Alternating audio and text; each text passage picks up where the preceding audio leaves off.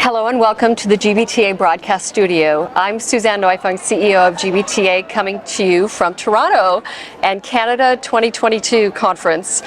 Joining me today is Kristen Fuller, who is Senior Director of Global Sales for Marriott International. Thanks for being here today, Kristen. With so much going on, the impacts of COVID-19, sharp declines in business that resulted from that, employee furloughs and layoffs as well. What lessons have you taken from the pandemic, and how do you see Marriott applying those lessons even today? Thank you. Thanks for having me.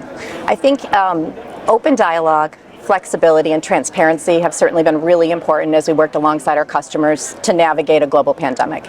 So those things are going to continue to be important. Customers want to work with partners that understand the fluidity of the situation and what we're working through right now.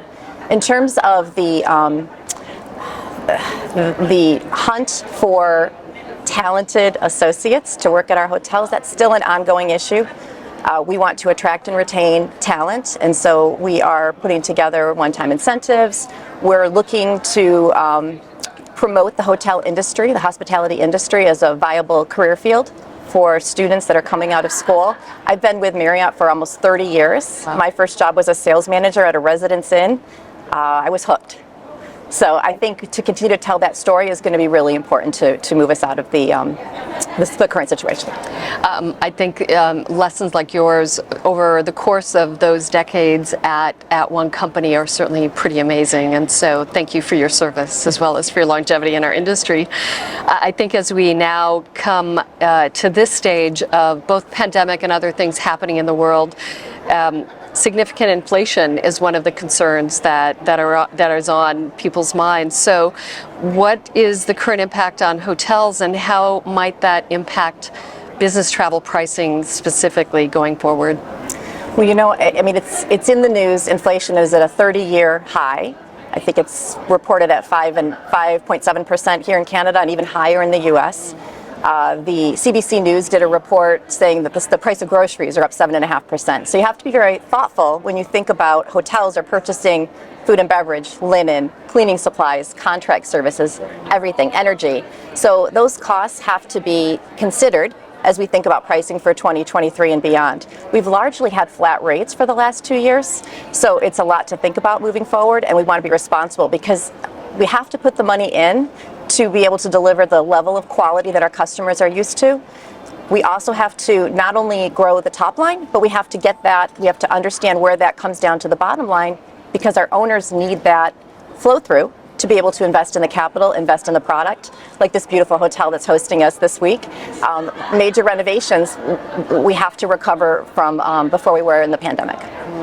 It's so complicated to go through this maze with all of the pressures that are there now, and certainly one of the others that buyers must be bringing forward to you are sustainable travel initiatives that come through their ESG and other programs related to environmental, social, and governance. So how is the lodging industry responding to that, and how do you see hotels contributing to that reduction in greenhouse gases and other ways to measure that? So the hospitality industry has been working on this for over a decade. We are part of the Sustainable Hospitality Alliance, I'm sure I said that right, and through that organization we have partnered with 17 other global brands representing 5.5 million hotel rooms around the world, both global suppliers as well as regional partners, and we've come up with some methodology to standardize the way that we measure carbon and water offsetting.